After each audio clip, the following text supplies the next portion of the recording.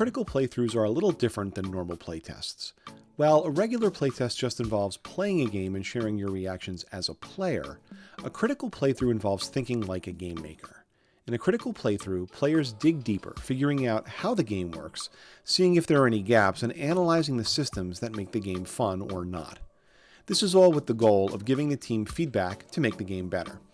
So let's talk a little bit about performing a critical playthrough. The goal of a critical playthrough is to play like a designer. Play to understand design choices, the mechanics, and even the bugs of the game placed in front of you.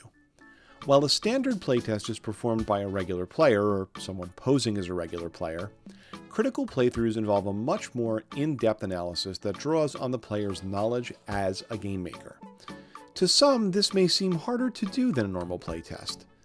While critical playthroughs are usually longer and more complicated, they're not necessarily more difficult to provide feedback through. In fact, they may even be easier since you have fewer restrictions. For instance, you don't have to try to forget what you might know about the game already as you would in a regular playtest. Unlike a playtest, feedback can express your own thoughts. It is okay and even recommended to suggest changes, find breaking points, and draw connections to other games of a similar genre. While playtesting is blind and focused on only the game you're testing, critical playthroughs rely on the personal opinion and previous experience of the tester.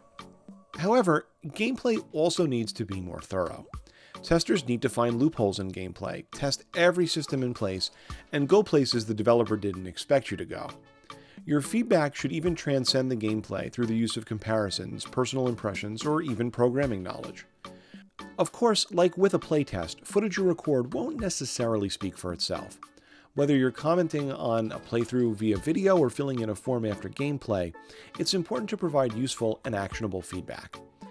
If you're trying to articulate real-time thoughts, though, it may take some time to practice. Learning to verbalize your impressions and reflect on a game as you play it can be an interesting challenge for even the most experienced gamers. You can't just state, "This game stinks." Why does it stink? How can it be improved? What needs to change to make it better? With this comes some awkwardness. Not everyone will be comfortable with providing or receiving the feedback. It's important to avoid long-winded explanations, overpraising, and overcriticizing. The more concise and honest a piece of playtest commentary is, the more effective it will be for the dev. The truth is, if a game stinks, the dev needs to know how to fix it and make it fun. They may not like the feedback, but a good critical playthrough will motivate them to adjust the product. And also, there's probably a more constructive way to express the idea that a game stinks. One other point of comparison. If you've ever watched or created a Let's Play video, critical playthroughs are different. A good Let's Play strives for entertainment, trying to present the gameplay experience to the audience in a fun way. A critical playthrough strives for analysis. So explore every nook and cranny in an attempt to find holes, Easter eggs, and bugs. Here is some footage of a critical playtest. Notice how the testers take a while to work through the game, commenting on many details, analyzing specifics, and giving personal opinions. This slow move through a lot of environments in the intro cinematic, so you get a sense of the art direction and of place. They're doing a really, really good job of it here. But I feel like even in that short span, I'm very rooted in the sense of place now, for this game, which I imagine is key to its appeal. For sure.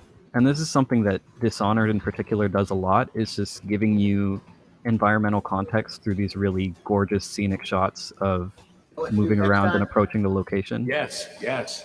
Not only do critical playthroughs help the team making the game, they help testers view a game in a different light too. Learning to play a game critically and analytically is an important skill for all game makers. In particular, learning to think about a game this way will build your skills as a designer, making it easy for you to think of and identify successful and unsuccessful play patterns in games you design. So get ready to jump in and play like a designer.